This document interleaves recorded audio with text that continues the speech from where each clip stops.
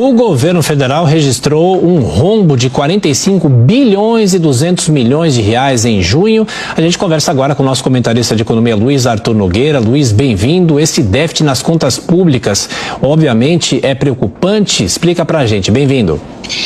Tiago, aqui a gente explica e descomplica a economia. Bom dia a todos. É preocupante, sim. É um rombo grande que apenas na máquina pública federal, incluindo a Previdência e o Banco Central, esse dado não inclui estados e municípios. No acumulado do primeiro semestre, o rombo também chega a 42,5 bilhões de reais. Lembrando que no primeiro semestre do ano passado, Tiago, a gente tinha um superávit aqui no Brasil de quase 60 bilhões de reais.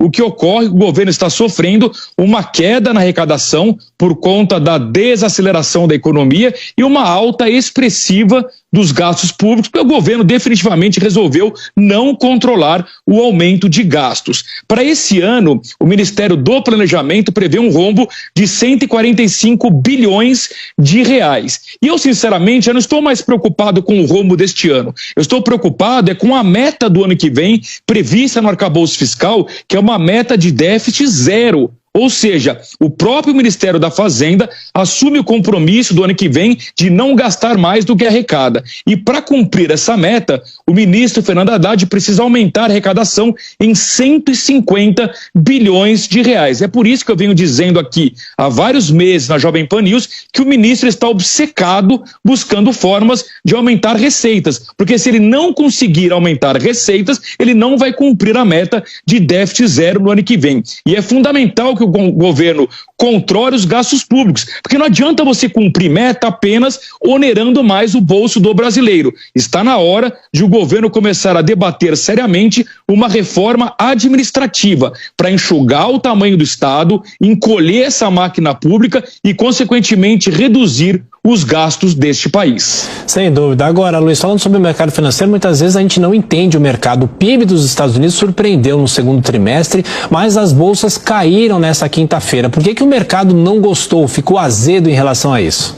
Pois é, né, Tiago? É curioso isso. Vê um dado positivo e o mercado reage negativamente. Ocorre o seguinte, como o PIB nos Estados Unidos cresceu 2,4% no segundo trimestre e o mercado previa só uma alta de 1,8%, essa alta expressiva, claro que ela é positiva, economia crescendo no maior país do mundo, gerando empregos, afastando o risco de uma recessão, mas por outro lado alimenta sempre o temor de inflação. E aí o mercado fez a leitura de que se o PIB está crescendo muito, o Banco Central americano talvez tenha de fazer mais uma alta de juros no mês de setembro. E claro que a Bolsa de Valores não gosta de juros altos. Por isso que ontem as bolsas americanas tiveram uma queda e a bolsa brasileira foi contaminada. Quem nos acompanha por imagens vai ver que o índice Bovespa caiu fortemente ontem, uma queda de 2,1% aos 119.990 pontos. É verdade que a nossa bolsa vinha de 5 pregões consecutivos de alta, então muita gente também aproveitou para realizar lucros.